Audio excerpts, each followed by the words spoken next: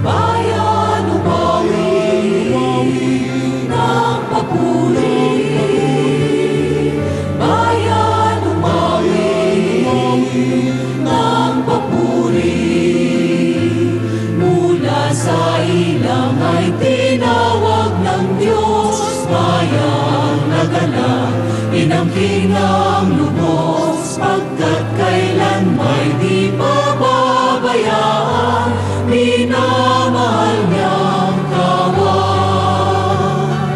Bayan, umawit ng papuri, sapagkat ngayon ika'y pinili. Isang bayan, isang libing, isang Diyos, isang hari. Bayan, umawit ng papuri. Bayan, umawit ng papuri. Ating pong ikinatutuwa sa araw na ito na makasama po natin ang isang batang pari. Siya po'y 5 years pa lamang sa pagkapari, graduate po ng UST, at siya po'y galing sa Northern Zamboanga sa Diocese ng Dipolog, isa ding liturgist na katulad ko. Please welcome si Father Joel Agat.